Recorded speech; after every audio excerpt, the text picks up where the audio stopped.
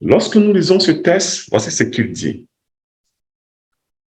On fit descendre Joseph en Égypte et Potiphar, officier de Pharaon, chef des gardes égyptiens, l'acheta des Ismaélites qu'il y avait fait descendre. L'Éternel fut avec lui et la prospérité l'accompagna. Il habitait dans la maison de son maître l'Égyptien. Son maître vit que l'Éternel était avec lui et que l'Éternel faisait prospérer entre ses mains tout ce qu'il entreprenait. Joseph trouva grâce aux yeux de son maître qu'il employa à son service. L'établit sur sa maison et lui confia tout ce qu'il possédait. Dès que Potiphar l'eut établi sur sa maison et sur tout ce qu'il possédait, l'Éternel bénit la maison de l'Égyptien à cause de Joseph. Et la bénédiction de l'Éternel sur tout ce qui lui appartenait, soit à la maison, soit au champ. Il abandonna aux mains de Joseph tout ce qui lui appartenait. Et il n'avait avec lui d'autres soins que celui de prendre sa nourriture. Or, Joseph était beau, taille et de figure. Il était beau de taille et de figure. Alors, nous allons commencer par ce texte parce que nous avons 3 personnages que nous allons étudier. Et ces personnages que nous allons étudier seront le modèle de ce que chacun de nous peut vivre ou traverser. Alors, lorsque nous regardons ce texte dans Genèse au chapitre 39, verset 1, la Bible nous parle de Joseph.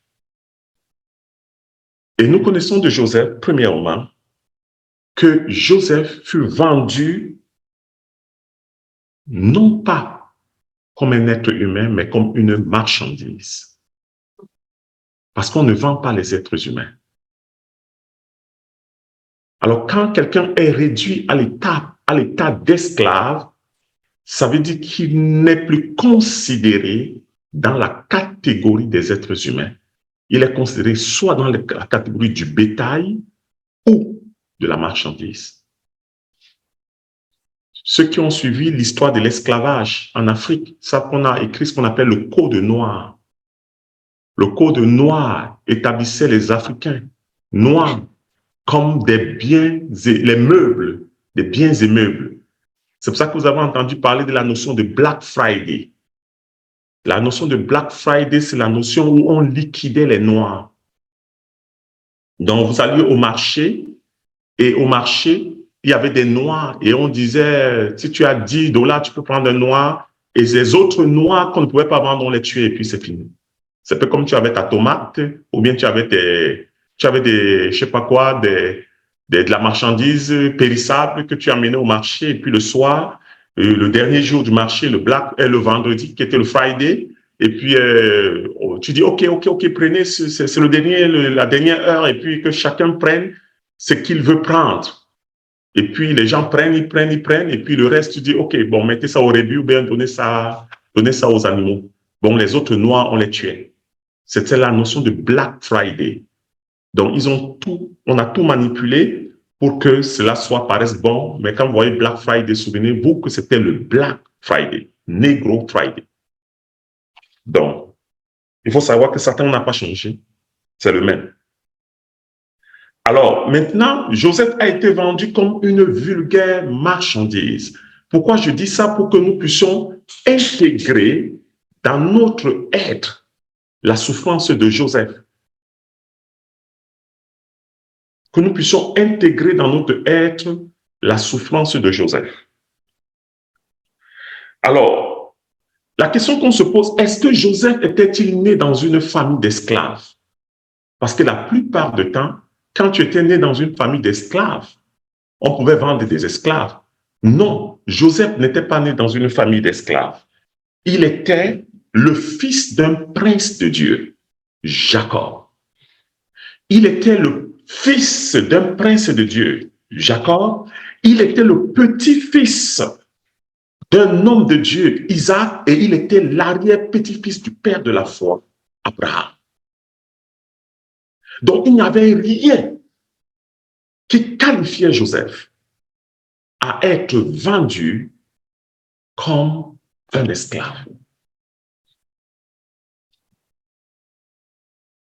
Est-ce que Joseph avait-il commis un crime pour lequel il était vendu comme un esclave? Ouais, il était vendu comme esclave ou comme une marchandise. Joseph n'avait commis aucun crime qui mérita qu'il soit vendu comme une marchandise. Est-ce que Joseph avait commis un mal quelconque pour se retrouver dans cette situation où il y avait de l'abondance dans la maison de son père, mais lui, il pouvait souffrir de faim, où il y avait de la place des lits dans la maison de son père, mais lui pouvait se retrouver en train de dormir sur le sol. Joseph s'était retrouvé dans une situation de la vie qu'il n'avait jamais prévue.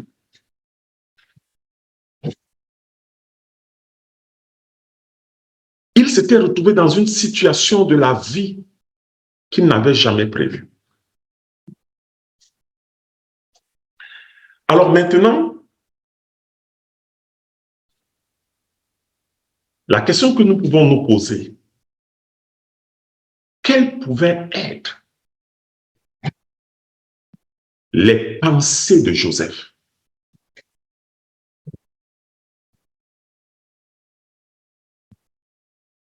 Quelles pouvaient être les pensées de Joseph? Quelles pouvaient être ses pensées? Les pensées de dépression.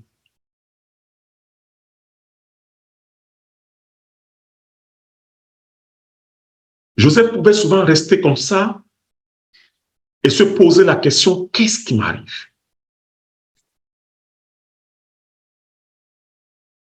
Qu'est-ce qui m'arrive? Il pouvait souvent rester comme ça et il s'imaginait dans la maison de son père, j'ai perdu ma mère.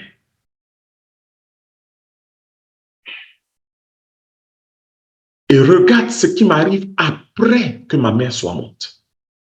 Je n'ai qu'un seul frère qui soit né de ma mère. Il pouvait s'imaginer, mais quelle est la malédiction qui frappe les enfants de ma mère? Joseph pouvait se poser toutes ces questions.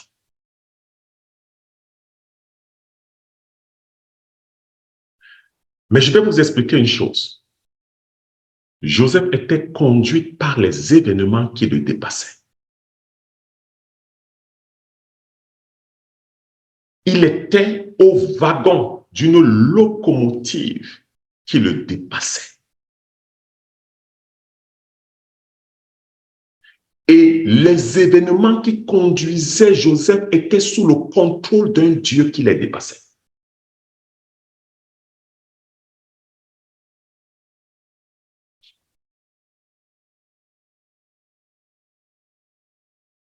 En d'autres termes, Dieu était au contrôle de tout ce qui arrivait à Joseph.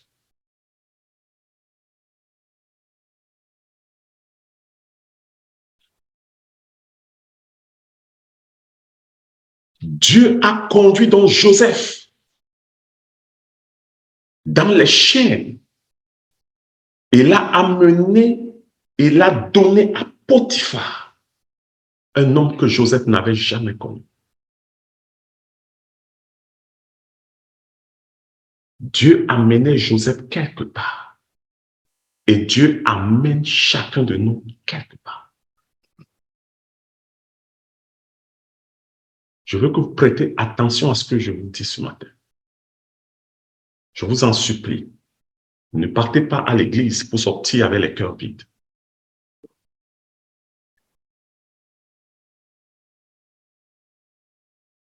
Alors,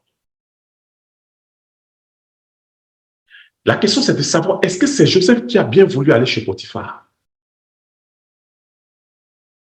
Si Joseph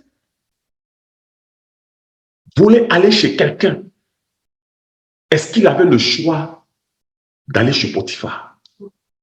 S'il n'avait pas le choix, alors la situation dans laquelle nous nous trouvons, nous n'avons pas le choix.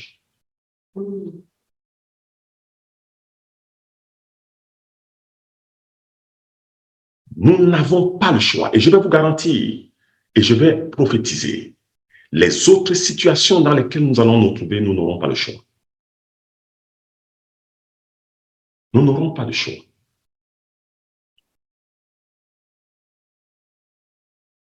Lorsque Joseph est arrivé chez Potiphar, ce que nous pouvons imaginer, c'est que Joseph a commencé à prospérer. Ça, c'était une imagination. Mais quand Joseph est arrivé chez Potiphar, la Bible nous dit, lisez bien la Bible, on dit que Joseph fut acheté des Ismaélites qu'il avait fait descendre en Égypte.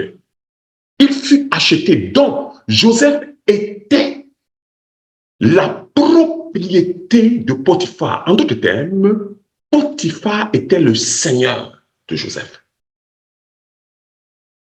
Le seigneur, donc le maître de Joseph.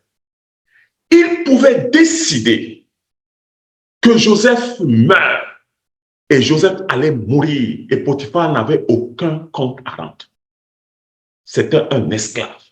Juste cette condition, c'est-à-dire que cette perception pouvait rendre Joseph fou.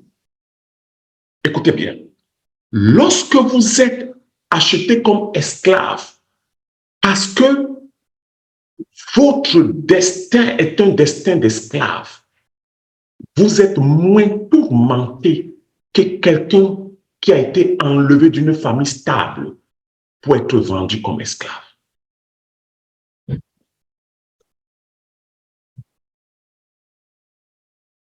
Donc, Potiphar pouvait s'arranger à ce que Joseph travaille jour et nuit sans rien manger.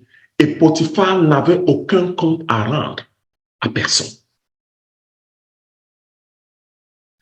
Potiphar pouvait faire fouetter Joseph à sa guise et Potiphar n'avait aucun compte à rendre. Joseph était un esclave, il était une marchandise.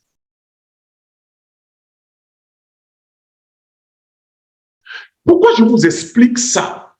Je vous explique ça pour que vous compreniez que les éléments de la vie ne sont pas aussi faciles que nous le pensons.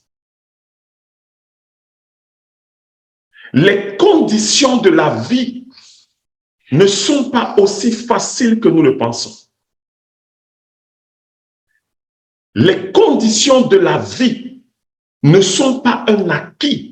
Il y a de la complexité, il y a de la souffrance et il y a beaucoup de larmes qu'il faut verser en chemin pour pouvoir parvenir où Dieu veut nous amener.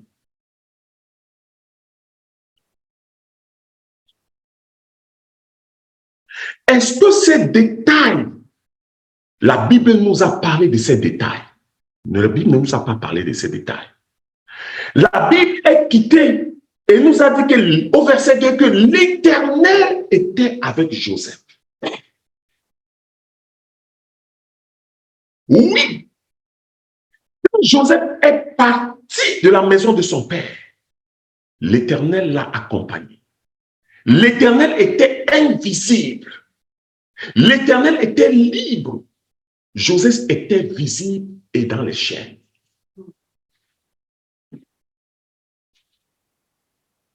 Lorsque le Seigneur te prend et commence à te conduire à la prochaine étape de ta vie, le Seigneur sera invisible. Mais toi, tu seras en train d'y partir, mais dans une civière.